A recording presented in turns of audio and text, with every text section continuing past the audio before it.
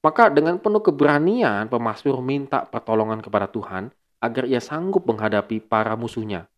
Keberanian itu muncul bukan karena kesombongannya, sebaliknya dari sikap yang rendah hati dan tulus.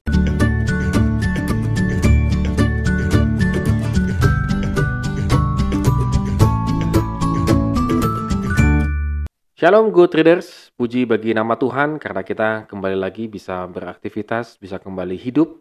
Itu semua semata-mata karena anugerah dan kebaikan Tuhan. Dan kita akan kembali melanjutkan renungan kita di Mazmur pasal yang ke-41. Tetap semangat juga membaca ayat firman Tuhannya. Ya, Mazmur ini merupakan bagian dari ritual permohonan kesembuhan di Bait Allah pada masanya yang diadopsi dari pergumulan Daud ketika menghadapi pengkhianatan di waktu sakit. Jadi Daud menuliskan Mazmur ini.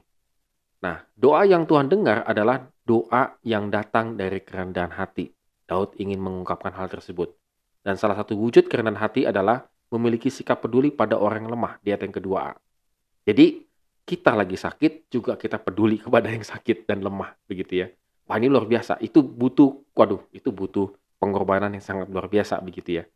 Dan sikap itu muncul karena ia sendiri sadar bahwa dirinya penuh kelemahan dan butuh pertolongan juga. Doa orang yang seperti ini pasti diperkenankan Tuhan. Sikap seperti ini menyatakan keterbukaan untuk menerima tantangan pengasihan Tuhan yang siap menolong dia. Jadi kalau kita ingin meminta pertolongan daripada Tuhan, maka hati dan pikiran kita juga harus siap menerimanya. Bukan dalam keadaan degil, dalam keadaan marah, jengkel, ya nggak keterima itu pertolongan Tuhan. Tapi dalam keadaan rendah hati dan tulus. Dan sikap rendah hati ini juga ditunjukkan oleh pemazmur dalam bagian selanjutnya di ayat ke-5 sampai dengan 10. Di hadapan Tuhan dia menyadari dosa-dosanya, ia mengakui bahwa ia tidak sanggup menghadapi para musuh yang merencanakan kecelakaan dan yang menertawakan penyakitnya. Jadi memang mereka menghina dengan mengatakan bahwa sakit yang ia terima itu karena Tuhan menulahinya, dan yang lebih menyakitkan adalah ketika sahabat karibnya sendiri berkhianat kepada dia. Di ayat yang ke-10. Maka dengan penuh keberanian pemazmur minta pertolongan kepada Tuhan agar ia sanggup menghadapi para musuhnya.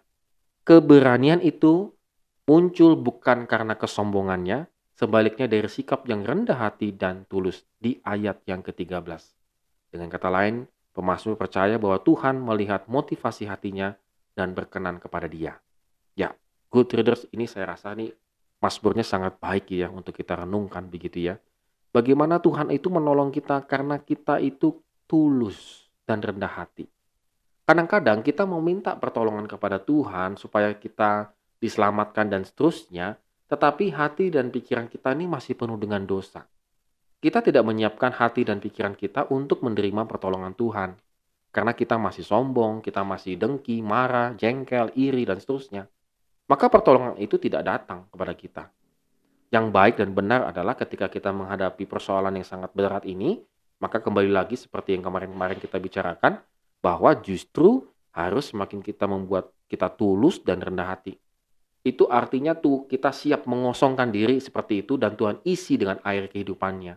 Sehingga itulah menjadi kekuatan dan pertolongan kita. Jadi pada hari ini mari kita renungkan begitu ya. Kadang-kadang kita minta pertolongan tidak terjawab, jangan-jangan kita terisi dengan dosa, terisi dengan kejahatan, pikiran yang jelek, negatif, dan seterusnya. Maka Tuhan bukan tidak nyampe pertolongannya, bukan. Pertolongannya sudah ada. Tinggal di drop begitu ya, boleh kalau bahasa sekarang, tinggal di drop aja, ditaruh aja. Maka kita bisa menyelesaikan persoalan kita. Oleh karena itu, good readers, mari kita renungkan firman Tuhan pada hari ini semakin kiranya membuat kita semakin rendah hati dan memiliki ketulusan di hadapan Tuhan. Amin.